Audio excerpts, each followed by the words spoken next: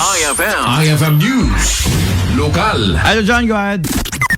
Baligi, anay sayang katat ti tree planting activity sa Inuayat at ti Bureau of Jail Management and Penology, Lawaga City.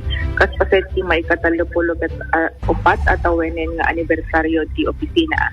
Naikumbiya na pa daytoy akalikagong da iti panang suporta. Iti kampanya may pagget ti mapaspasaran a climate change.